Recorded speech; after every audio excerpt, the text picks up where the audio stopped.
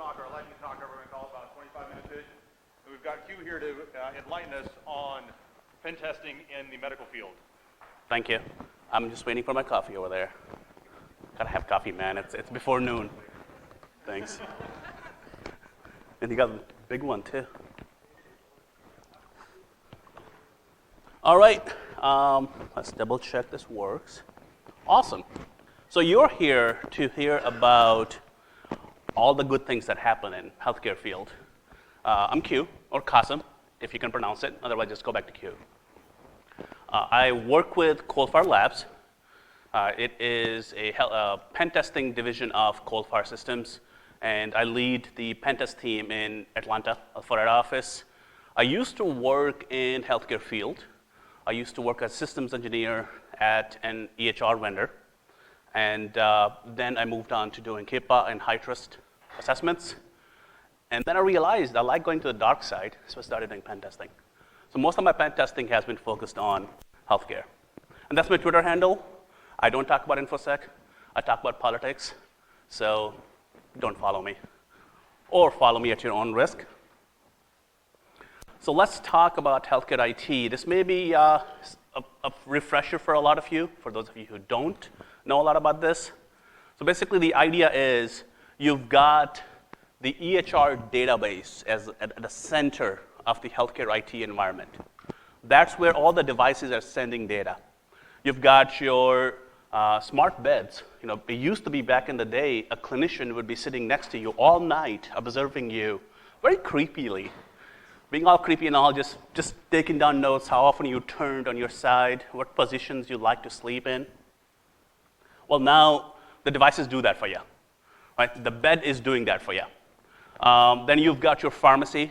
You've got, people used to steal medicine. And we like to make everything smart, so now we've made the medicine cabinets smart. I used to work at Sudner's iBus line, one of which was the Audix station. The idea was the moment the medicine is taken out, record it, okay? And you can't take the medicine out unless you've got prescription. Well, I digress a little bit. They caught a serial killer that way. They were impersonating a nurse going into hospitals and overdosing people. And they didn't realize they were using this smart medicine cabinet. So they sign in and they get the medicine out, go kill, their daily job. And they didn't realize that the device was actually recording who took that medicine out and how much they took out. And that's how they caught that person. But back to security, all these devices are sending what's called, first of all, the EHR database or the application is sending what's called an order. Send me the SpO2, send me the heart rate of this patient with a patient ID, and then device is sending back whatever the results may be, right? Qasim is about to die, so here's the result, or whatever the reason may be. You've got your reporting and scheduling also built into the EHR now. So you have this one application that's not only dealing with the medical data, but also scheduling people into, they should be in this room right now because that's the room that's available, okay? And then on top of that, you've got these smart displays outside the rooms that let the clinician know who is in this room. And then you've got inside the patient room the TVs that not only now show you old movies that nobody wants to watch anymore, but also give the patient their medicine schedule, right? Your prescription schedule, and who your nurse is, who your doctor is. And the TV will also help them kind of plan out their transition after. So it's all the medical record is now available in patient's TV, in patient's room TV. All of that connected to the EHR database. Then you've got the third parties connecting through VPN. You've got the remote employees connected through VPN, patients connected through VPN, and whatnot, right? All through maybe patient portals, employee portals like Citrix. We all still love Citrix, right? So that's still being used. All right. This is what a typical EMR might look like. This is just a free picture I picked up from Wikipedia. So you've heard me use two terms, EHR, EMR. EMR is that one patient record in that one clinician's office, right? It could be specific to a device. Then you've got the EHR, electronic health record. That is, your health record, your medical record from all across every single doctor's office, might be into one big application. Maybe data from your MRI being put into this one medical record that now becomes EHR, health record, because it's got multiple types of records in there. All right, so talking about all the boring stuff, let me give you some goods. All these devices, if I go back a couple screenshots, they're all communicating, most likely, plain text using HL7 encoding. All right? I said encoding, not encryption. You all know what the difference is? Encoding, plain text. All right? So most likely, I'll show you another protocol later that actually does encrypt a little bit, but HL7 by default is plain text. All right? So they're all communicating over plain text. So you could just do man in the middle and look at patient data. All right? And if you have done some research, patient records are selling anywhere between 50 cents to $25, depending on whose patient record it is. I'm sure Beyonce's would be about 2,000, but I haven't tried yet. All right. Then you've got the defaults, and I've got the stickers that I've given you out earlier, and I'll give you out at the end of the talk also. These have been out since 2007. There are some in here that are newer, but most of them have been out since 2007. If you're pen testing a hospital, these are the two credentials you should start with. And guess where you should start? VPN, Citrix, email, because these are Active Directory credentials. All right, these are AD credentials. These are not just specific to a device. They are device credentials, but I guess devices also need email accounts. All right. So these have been out for a while. There was a presentation at ShakaCon that talked about a lot of these. That's where I got some of them, some research done afterwards. The vendors know about it. The problem is, the vendor came in 10 years ago. They set up a device. Let's say it was GE Muse, all right? They set up a device, and it works. So why break something that works? A lot of these credentials are hard-coded either in the app or in the device. Sometimes the device needs the credentials to talk to the EMR, and those were set up in the device 10 years ago, 5 years ago, whatnot. Well, you don't want to mess that up, right? You don't want an outage. Well, you also end up with situations like this, where that Muse admin credential has worked for me more than 90% of the times. And I've done hundreds of pen tests, all right? The Muse admin credential has gotten me domain admin access. It was 10-minute domain admin for me. I used Muse admin through Citrix. I got in and I got inside the network. And Muse admin usually runs on GE Muse server, which is usually a Windows server, AD connected. Guess who set up that server? Helpdesk. Helpdesk also had DA. So within 10 minutes, again, DA over here. All right. Unauthenticated VNC still exists. It's actually gotten quite smaller footprint nowadays, but still exists. And I don't blame healthcare for this. I blame the vendors. A lot of times, this is set by the vendor. They came in, they were setting up, had to troubleshoot, they used VNC, forgot to disable it. There have been instances where I worked with a client, I did some pen testing, once I found an AD domain inside the client environment that was set up with Windows Server 2003, and I'm talking about 2015. I talked to the client, hey, I just got DA on this domain. It doesn't look like you guys. The CISO goes, yeah, I have no idea what this is. So he calls in the IT director. IT director had no idea where this is. She calls in Biomed. Biomed is the department that deals with medical devices. They have no idea who this is. After further investigation, turns out it was their EMR vendor. And it was actually, they had put that information in the contract, but nobody bothered to tell IT. Nobody bothered to tell security about it. So you'll find a lot of VNC inside medical environments. And Metasploit has a VNC scanner you can use to find out these things. I believe Eyewitness also screenshots VNC, so you can confirm. Unauthenticated access to PHI. So this is one of my favorite things right here. The top screenshot, which is in black, one of my colleagues found an open NFS share, all right? And this is 13 billion patient records they found. How many people are in there in the world? Billion with a B, 13 billion. Now, according to HIPAA, every record is separate. It's counted separately. So if you've got a copy of a patient record, now that's 2 records, all right? Because it doesn't matter if somebody steals the copy or original, still counts, right? So yeah, 13 billion. I had to talk to him, sit him down, like, promise me you're not gonna sell this. Because this is 13 billion. This is about at least $500 million on the dark web. At the bottom screenshot, that's Notepad, of course. Notepad. Then that is GE Muse. Look at the border of that table. That remind you of something?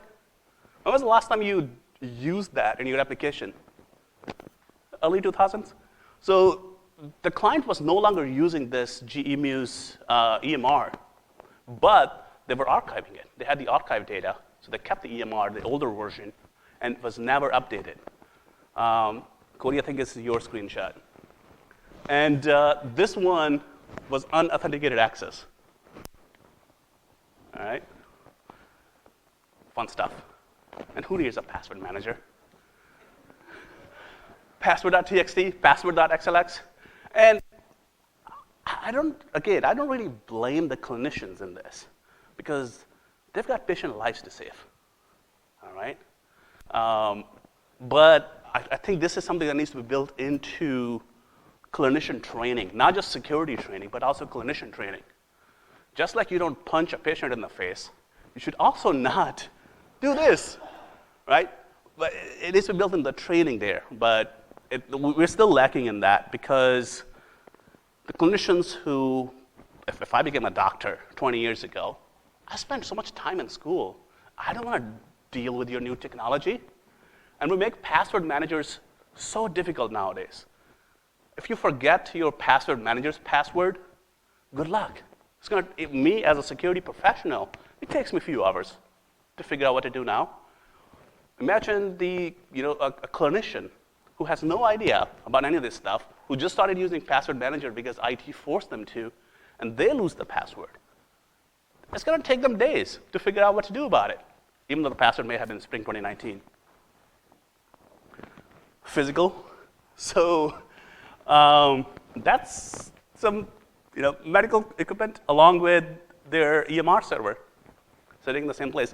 I couldn't find the screenshot I really wanted. The screenshot I really wanted was this hospital, this clinic, had their medical record equipment, the server and the switches, sitting on top of a fridge in the kitchen. And they had very low budget. They didn't have IT. Their medical professionals were also IT professionals. Right? So that's also something you run into where they don't have the budget to implement security. And then you've got to prioritize. Of course, you're going to prioritize the medicine over security. That's a modem and a router sitting in a visitor area with a nice chair next to it. All right. So who here knows about OCR? All right, anyone want to explain this to me? Go ahead. What's OCR? All right, what did they do?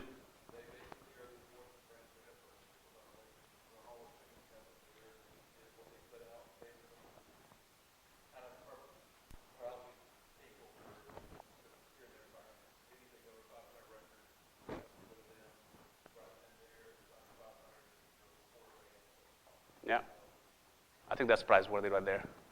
So yeah, OCR, Office of Civil Rights, is part of Health and Human Services Department, and they enforce HIPAA, all right? And if you have a breach, OCR is gonna be in your business. Now, there's definitions of breach. You've got reportable breach, we just talked about, which is if you have more than 500 records, you need to let OCR know right away. But if you only had a breach of less than 500 records, wait till the end of the year.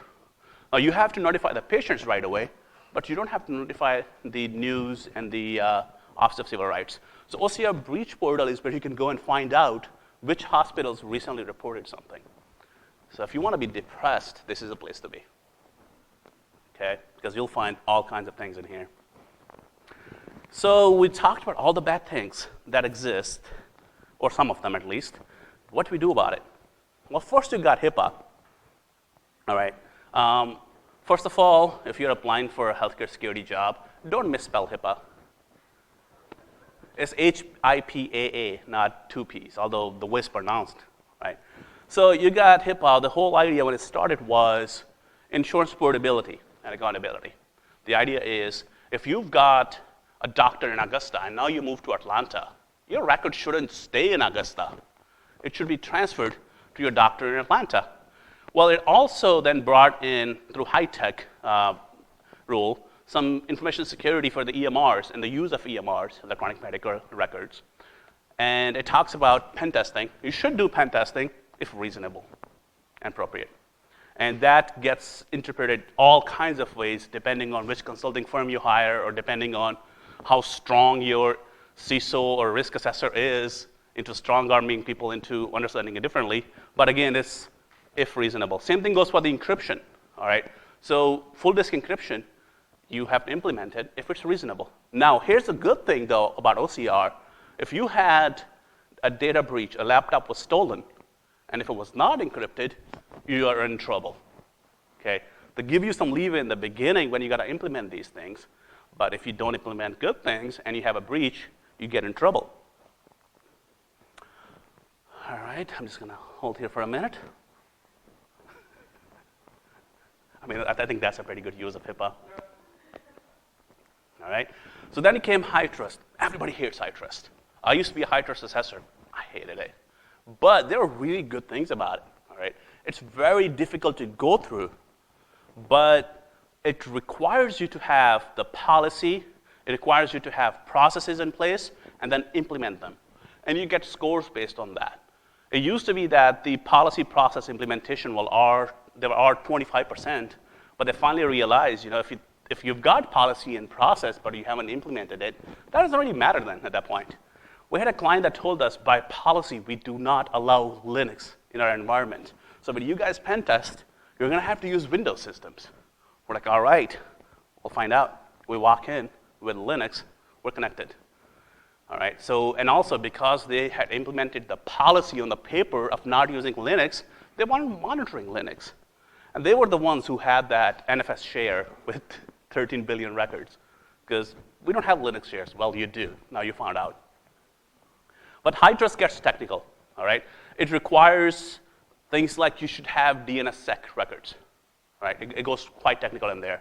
It actually requires pen testing, vulnerability management, things like that. And also, with HITRUST, you can show you are actually, certified or something. Because if somebody sells you HIPAA certification, they're lying to you. There is no such thing as HIPAA certification.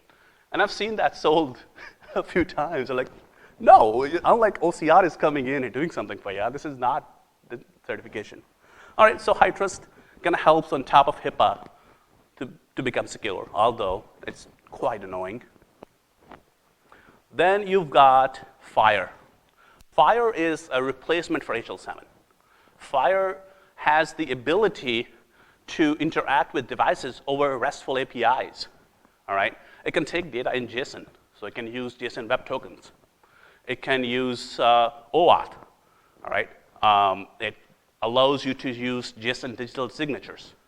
So if you were to replace HL7 completely with FHIR, you have a lot of capabilities when it comes to authentication, authorization, and encryption. But again, if the device has been working for 10 years, who's going to replace it? Okay? Or a lot of times, they're expensive to replace. I have a client that they have an MS-DOS device, all right? But the vendor is no longer in business, so what are you going to do about it? It's going to cost them $10 million to replace that device. They're never going to replace it, so they've got a lot of compensating controls around it. Okay, so while this is a really good thing, it's going to take a while before this gets implemented. Okay, so you're still going to be able to just pull up Wireshark and see the data go through. Okay, anybody seen FHIR implemented anywhere? Where? If you don't mind telling. That's awesome. A specific vendor that's implementing it? That's awesome. All right, so where are the crown jewels? Any questions before I move on? Yes?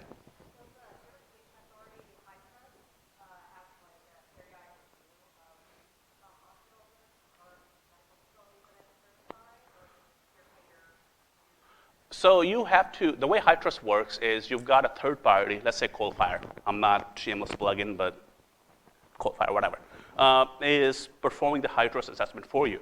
They'll come in, review the evidence for that certification period, and then they will send that to HITRUST, then HITRUST reviews on top of that. So it's like twice reviewed. Yeah, so that's the process for that. I think that's priceworthy. Anything else? Any other questions? Yes?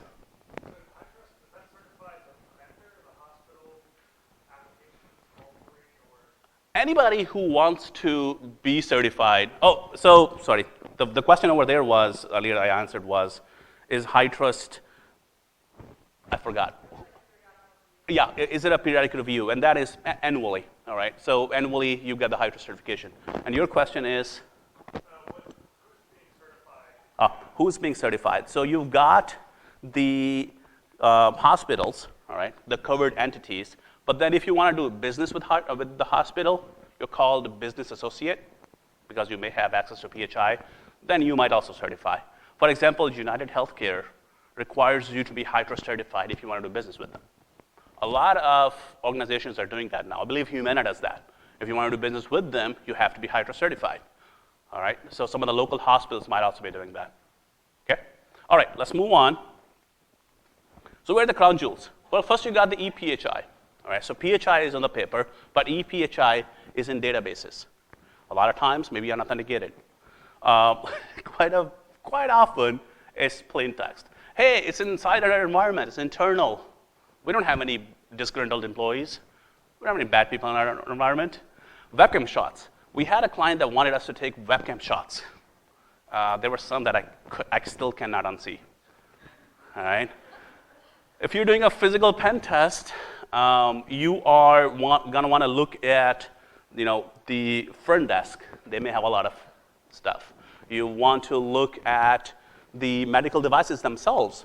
A lot of times, these patient monitors that they wheel into your room, like ventilators and whatnot, have PHI. I've actually walked out with one in the past to see if anybody catches. A nurse even held the door open.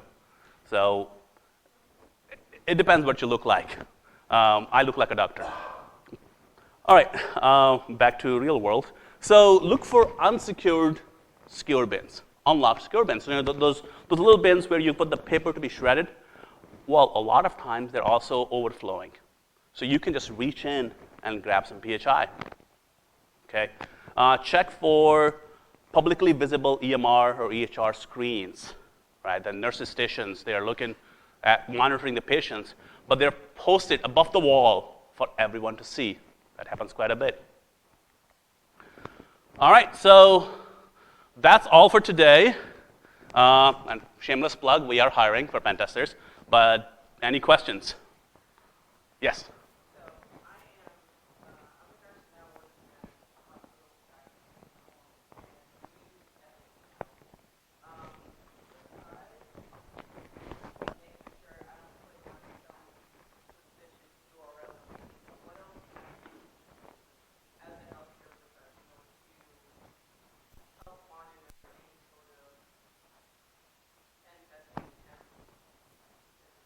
All right, so our question is, as a nurse, in addition to not clicking on things that should not be clicking, what else can I do to help monitor intrusion attempts?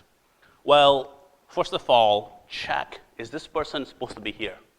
A lot of times when we do pen testing, especially for hospitals like you to come and see if you can walk away with some patient data on paper, right? Another thing you can do is not have patient data on paper.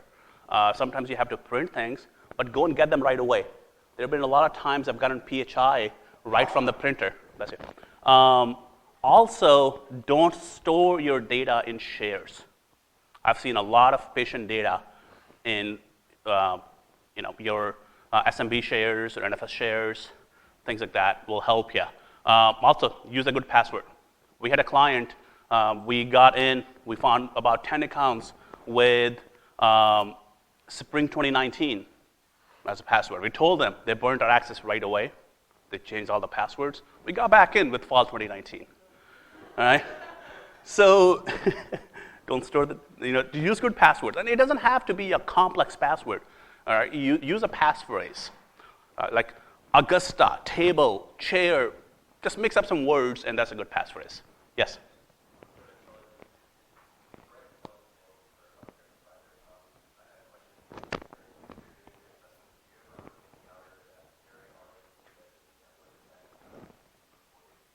Yeah.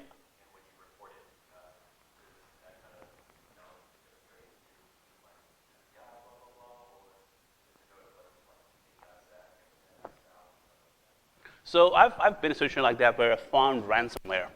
So the question is, have you, as a pen tester, have you seen something infected or some kind of malicious ware? And where does it go? FBI, whatnot? Well, in my case, when I found the ransomware, we were told to just stop. Don't do any more pen testing because we want to distinguish between the bad people and good people. All right? Yeah, we are good people. So we were told to stop. They did the investigation, and that actually did not go to FBI or anything. They went to, they just did their own investigation, then reported to OCR. Okay. Thing with ransomware is it really, again, it's not a breach if the data was not stolen, the data wasn't taken. Right? So if you can somehow prove that, it may not be a breach. Now, don't take my word on it because there's a lot of interpretations. All right. Well, that's just the way you can mold some things. So again, it depends, right? But yes, I've been in that situation. We were told to stop, but in that case, I went to OCR. I've not seen FBI involved in that. It may be more, maybe now, if you've got big things going on, there could be a possibility.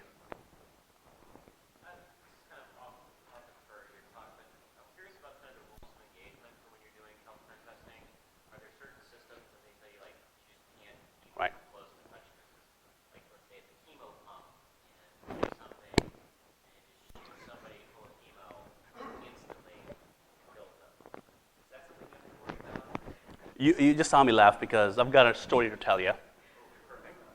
We got this client. They wanted us to only test in the non-prod environment, all right, because of that. I usually ask them, where's the EMR? I don't want to hit the EMR. I don't want to cause an outage. I used to work nights in an EMR vendor, and I used to deal with outages. You don't want to be around when there's an outage. So I asked questions like that. So this client says everything in test environment only. Great, we're testing this application. It's a chemo application. It's test only. Start looking at configuration, start asking client questions. Turns out it is right now connected to a chemotherapy machine that is in use. I'm not touching that. I am not, because I'll be fuzzing the application, right? And I'm not going to be responsible for killing somebody or giving somebody superpowers, if you believe in Marvel, right? So it depends. So yeah, we usually try to avoid something like that. Like I was doing a physical walkthrough, physical assessment in a local Atlanta hospital, and they have, actually it wasn't Atlanta, it was somewhere else in Georgia. They have this nuclear medicine area. When we should ask for a map first, looked at that, like, we are not walking in there. I don't want to walk out with 3 arms, right? So we identify those things, and we try to not interact with that, because healthcare facilities are quite sensitive. All right, I've been told I've got 1 minute. Lightning round question, yes?